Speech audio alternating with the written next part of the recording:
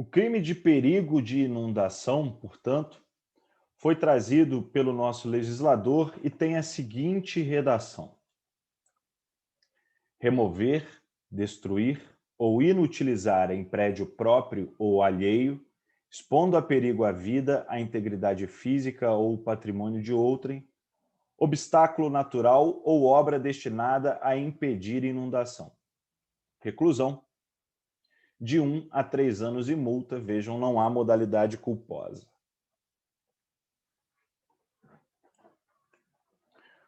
O crime de perigo de inundação se dá quando um agente ele pratica algumas condutas que vão, e aí a conduta é remover, destruir, inutilizar, que vão tornar obstáculos naturais ou obras humanas que são destinadas a impedir a inundação imprestáveis.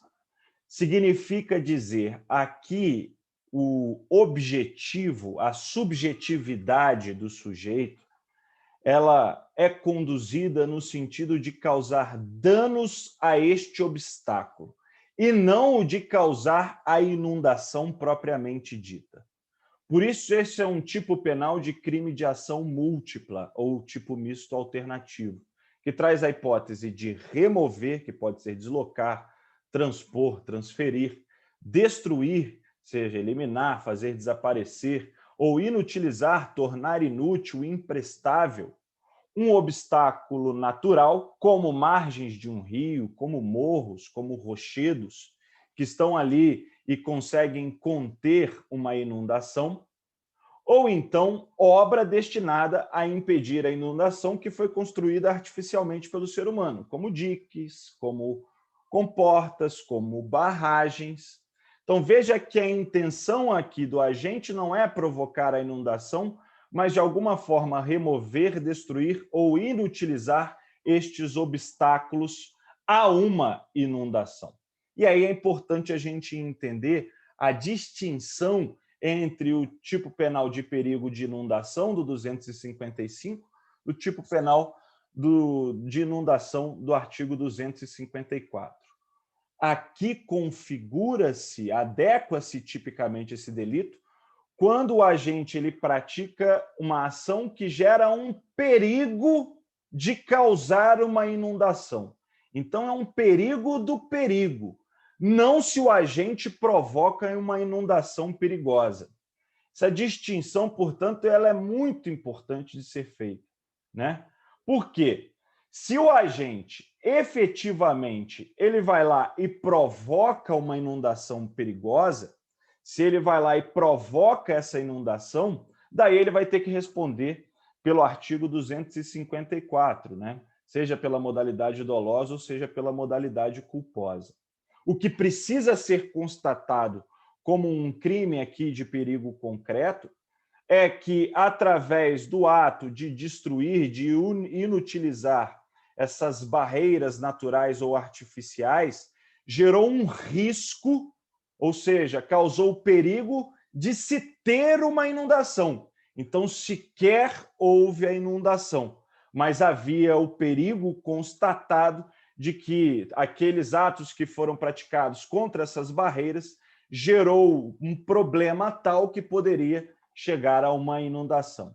Então, eu volto a dizer, aqui se tipifica o perigo do perigo, uma ação que gera o perigo de se ter uma inundação. Como eu já disse anteriormente, né, o tipo subjetivo ele só existe na modalidade dolosa, não há modalidade culposa para esse tipo penal, né?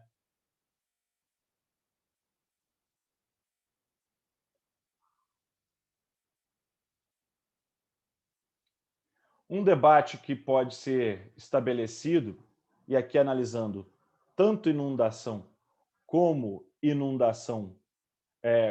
perigo de inundação, são os casos de Brumadinho. Aqui especificamente sobre inundação, né, pessoal? O caso de Brumadinho e o caso de Mariana. Vamos dar uma analisada aqui num vídeo, só para que vocês vejam essa questão.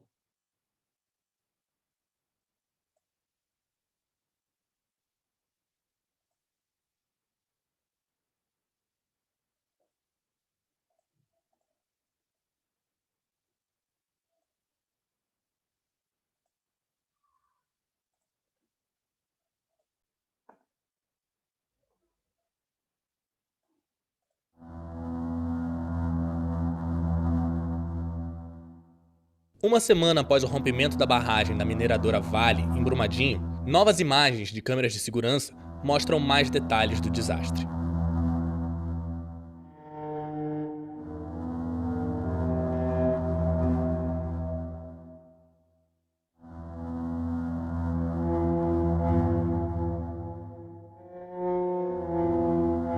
Ao meio-dia, 28 minutos e 25 segundos do dia 25 de janeiro de 2019, a barragem 1 da mina Córrego do Feijão começa a desmoronar.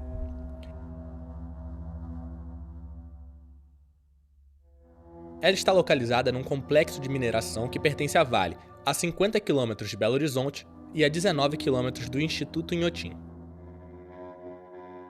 Aproximando a imagem da câmera 1, é possível notar funcionários e um carro tentando fugir da avalanche de lama. No momento em que estourou no chão, a onda de minério chegou a alcançar uma altura praticamente 12 vezes maior do que as pessoas que estavam naquele ponto. Em apenas 25 segundos, a onda de rejeito já destrói um alojamento de um ITM, uma instalação de tratamento de minério.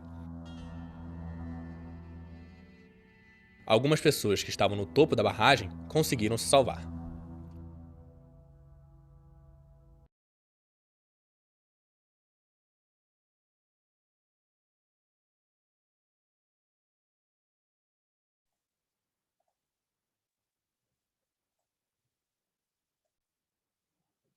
Portanto, pode-se analisar, fazer um debate sobre o caso Brumadinho e pode-se analisar o precedente do caso de Mariana.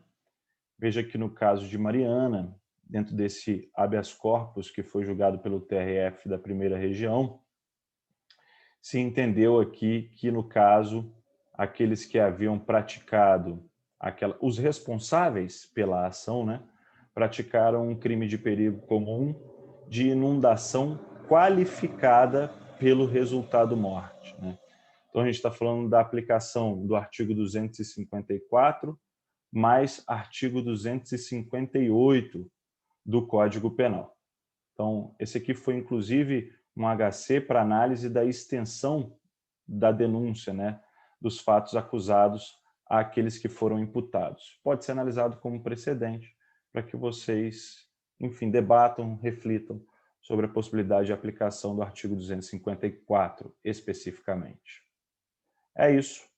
Esses também são os pontos mais relevantes sobre o crime de perigo de inundação e as reflexões finais sobre o perigo de os crimes previstos no artigo 254, inundação, e 255, perigo de inundação.